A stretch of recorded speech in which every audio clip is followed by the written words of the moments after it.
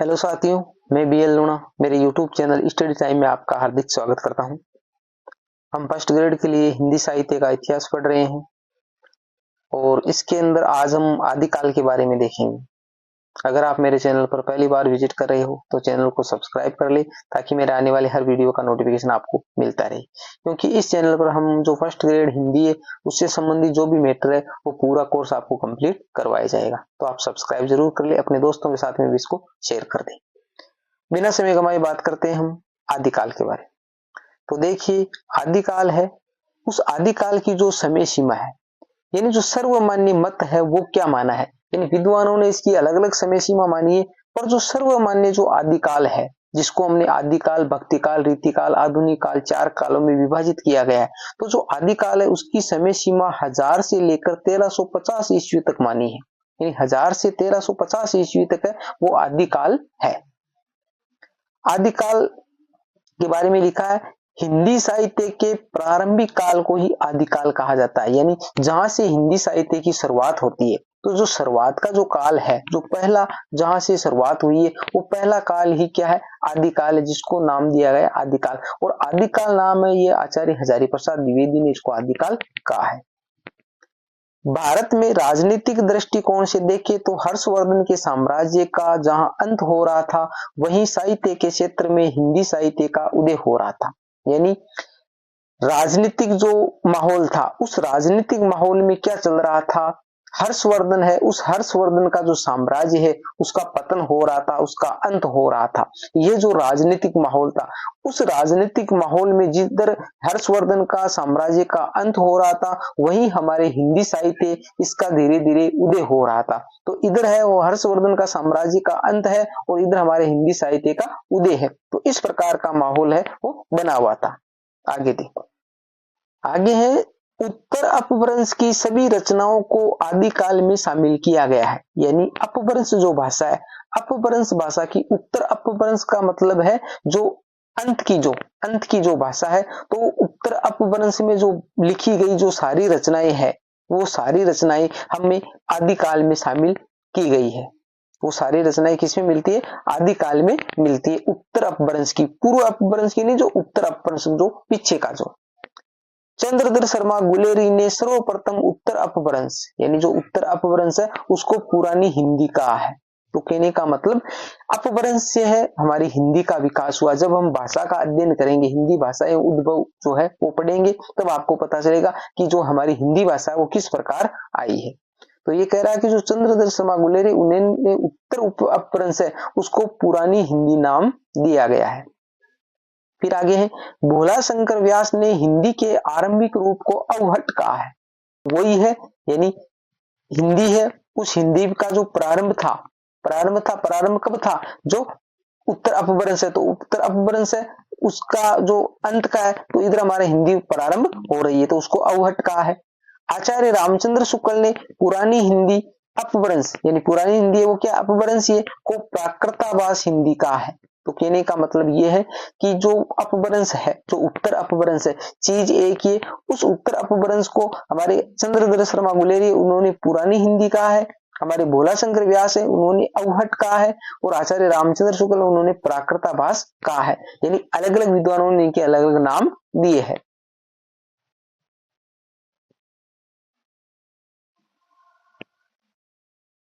अब 8वीं से 15वीं शताब्दी के बीच, 8वीं से 15वीं शताब्दी के बीच राजनीतिक स्थिति में हिंदू सत्ता का पतन और इस्लाम का उदय हो रहा था।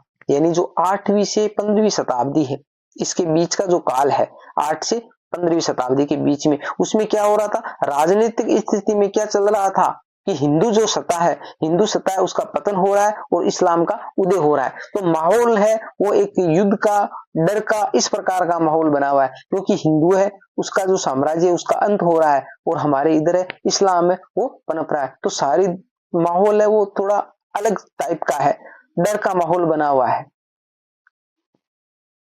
आदिकाल की समय सीमा अलग अलग विद्वानों द्वारा, यानी अलग अलग विद्वानों ने आदिकाल की समय सीमा वो भी अलग अलग मानी है। देखिए,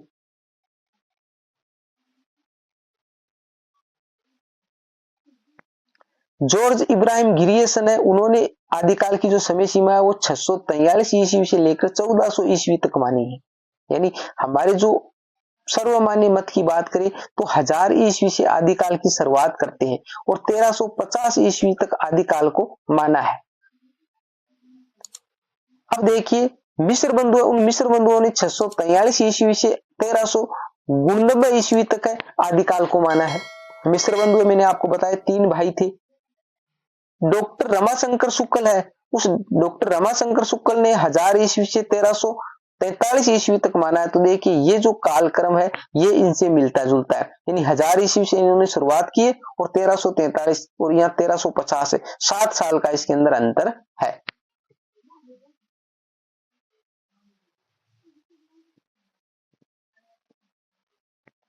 रामचंद्र शुक्ल, तो रामचंद्र शुक्ल ने इसको 993 ईस्वी से 1318 ईस्वी तक माना है, जिसको हम विक्रमी सन में 1050 ईस्वी होता है, 1050 ईस्वी से माना है, तो 993 ईस्वी। राहुल सांकृत्यायन ने, उस राहुल सांकृत्यायन ने इसको 760 ईस्वी से 1300 ईस्वी तक माना है। तो कहने का मतलब लगभग 19-20 का ही फर्क है, सभी का जो कालक्रम का जो मानना है वो थोड़ा बहुत मिलता जुलता ही है। और औसत के निकाल कर देखिए तो 1000 ईस्वी से 1350 ईस्वी के बीच के जो कालक्रम है उसको आदिकाल में शामिल किया गया है। आगे है आदिकाल का नामकरण अलग अलग विद्वानों द्वारा, यानी अलग अलग विद्वानों जो इसकी समय सीमा अलग अलग मानी, उसी प्रकार इनके नाम भी अलग अलग माने, अलग अलग विद्वानों ने अलग अलग इनके नाम माने हैं।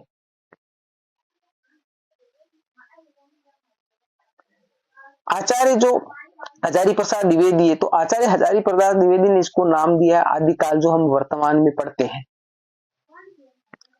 आचार्य जो रामचंद्र शुक्ल है उन्होंने इसको वीरगाथा काल कहा है, क्योंकि इसमें वीरता से संबंधित जो काव्य है था, राष्ट्र साहित्य लिखा गया था आदिकाल में, तो इसलिए इसको वीरगाथा काल कहा है। ये नाम मोस्ट हो जाते हैं, इनसे संबंधित एग्जाम में क्वेश्चन पूछे जाते हैं, तो आपको अच्छे से इनको याद करना है कि किस विद्वान ने क्या नाम दिया है आदिकाल को। महावीर प्रसाद द्विवेदी ने इसको विजोपन काल कहा है। डॉक्टर रामकुमार वर्मा ने इसको संधि चारण काल कहा, यानी संधि काल तो पहले को मान लिया, बाकी वीरगाथा काल को चारण काल कहा है हमारे डॉक्टर रामकुमार वर्मा ने। राहुल सांकृत्यायन की बात करें तो इन्होंने इसको सिद्ध सामंत काल कहा है। मिश्र बंधुओं ने इसको आरंभिक काल कहा है। तो देखिए आरंभिक काल और प्रारंभिक काल में फर्क है, तो ये आपको कंफ्यूजन है वो ध्यान में रखना। आगे पैराग्राफ में देखिए, यानी डॉक्टर गणपति चंद्र गुप्त ने इसको प्रारंभिक काल कहा है, शून्य काल कहा है, यानी प्रारंभिक और आरंभिक। तो जो मिश्र बंधु है, मिश्र बंधु, तो उन मिश्र बंधुओं ने इसको क्या कहा है, इसको आरंभिक काल का है, आरंभिक काल का है। तो यहाँ कंफ्यूजन नहीं होना, मिश्र बंधुओं ने इसको आरंभिक काल का है और डॉक्टर गणपति चंद्र गुप्त ने इसको प्रारंभिक काल का है और शून्य काल भी कहा है। विश्वनाथ प्रसाद मिश्र है, उन्होंने इसको वीर काल कहा है। चंद्रधर शर्मा गुलेरी, डॉक्टर धीरेन्द्र वर्मा की बात करें तो इन्होंने इसको अपभ्रंश काल कहा है। ये आदिकाल के इनाम में सारे। जॉर्ज अब्राहम गिरीश ने इसको चारण काल कहा है। डॉक्टर पृथ्वीनाथ कमल कुलश्रेष्ठ की बात करें तो इन्होंने इसको अंधकार काल कहा है। डॉक्टर रमाशंकर शुक्ल रसाल की बात करें तो इन्होंने जय काव्य काल कहा है। श्याम सुंदर दास की बात करें इन्होंने वीर काल कहा है, अपभ्रंश काल कहा है। सुमन राजे की बात करें तो इन्होंने इसको आधार काल कहा है, सुमन राजे ने इनको आधार काल कहा है। तो ये जो अलग अलग जो विद्वान है उन्होंने इसको अलग अलग नाम दिया आदिकाल को, तो ये नामकरण आपको अच्छे से याद रखना है।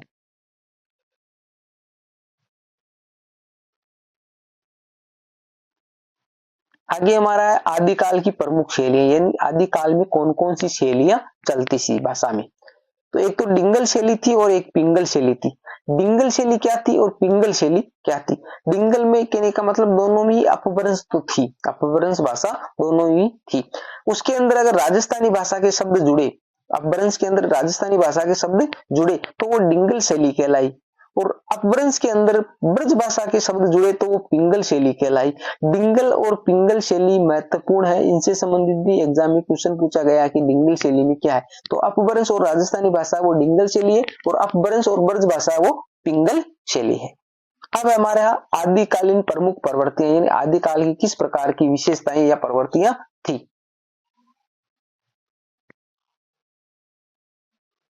तो देखिए वीरगाथात्मकता, राष्ट्र साहित्य, यानी जो रासो साहित्य आदिकाल के अंदर रासो विशल देव रासो पृथ्वीराज रासो, खुमान रासो, विजयपाल रासो, तो जितने भी रासो लिखे गए वो रासो है वो वीर गाथात्मकता यानी उसमें वीरता का वर्णन देखने को मिलता है। तो एक तो वीर गाथात्मकता का वर्णन हुआ हमारे रासो साहित्य के अंदर जो आदिकाल में लिखा गया था।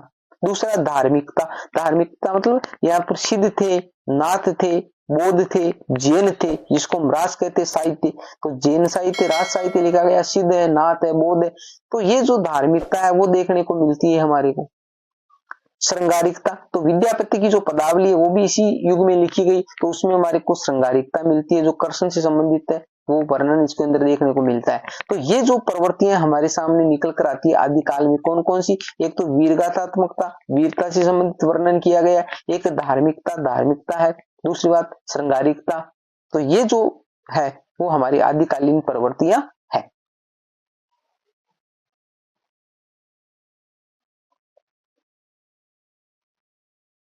आगे हमारा अपभ्रंश नाम सर्वप्रथम बल्बी के राजा धारसेन द्वितीय के शिलालेख में मिलता है। यानी जो अपभ्रंश जो नाम है वो सर्वप्रथम कहाँ देखने को मिला हमें, भाई अपभ्रंश नाम है कि इस भाषा का नाम अपभ्रंश है, तो वो कहाँ देखने को मिला, तो सर्वप्रथम हमारे को जो बल्बी है उस बल्बी का राजा था धारसेन द्वितीय, धारसेन सेकंड जो द्वितीय था उसका एक शिलालेख था, उस शिलालेख में हमारे को ये देखने को मिलता है। यानी अपभ्रंश नाम सर्वप्रथम है वो बल्बी के राजा धारसेन द्वितीय के शिलालेख में हमारे को देखने को मिला है। आगे इसके सर्व स्वीकृत नामकरण, तो ये जो सर्व स्वीकृत नामकरण है कि इसका अलग अलग विद्वानों ने क्या नाम वो फिक्स, पहले तो अलग अलग था, अब सारे विद्वानों ने एकमत होकर क्या नाम माना है वो भी देख लेते हैं कि उसकी जो समय सीमा कितनी मानी है और क्या क्या नाम है जो वर्तमान में चलते हैं। तो देखिए ये 4 कालों में विभाजित किया गया हमारा जो हिंदी साहित्य का इतिहास है जो हम आगे एक एक करके पढ़ेंगे। तो आदिकाल है, भक्ति काल है, रीति काल है और आधुनिक काल है। यदि 4 प्रकार के काल हो गए, आदिकाल, भक्ति काल, रीति काल और आधुनिक काल।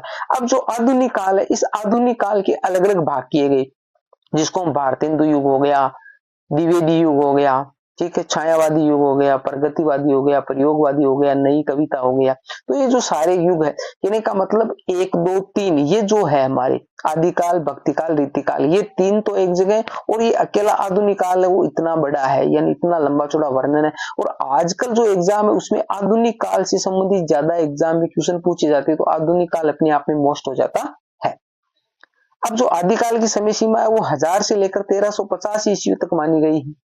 फिर आगे 1350 से 1650 ईस्वी तक है वो हमारा भक्ति काल माना गया है।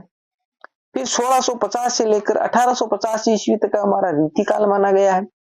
और फिर 1850 से लेकर 18 अब तक का मतलब हो गया 2024 हम वर्तमान में है। तो यहाँ तक जो वर्तमान तक की जो स्थिति है वो हमारी सारी आधुनिक काल में आती है। पर आधुनिक काल के अलग अलग भाग है वो किए गए, उसको हम अलग अलग करके ही देखेंगे, अलग अलग करके पढ़ेंगे, ठीक है। तो ये हमने आदिकाल से संबंधित जो यहाँ तक का जो मैटर था वो हमने देखा कि अब जो अलग अलग कालों के नाम है वो किस प्रकार रखे गए हैं। आगे का जो मैटर है वो हम अगली क्लास के अंदर देखेंगे। उम्मीद करता हूँ ये क्लास आपको अच्छी लगी होगी। किसी भी प्रकार का आपको डाउट, कंफ्यूजन है तो आप मेरे को कमेंट कर सकते हो। मिलते हैं अगली वीडियो में, तब तक के लिए जय भीम, जय भारत। अभी तक आपने चैनल को सब्सक्राइब नहीं किया तो सब्सक्राइब जरूर कर लें।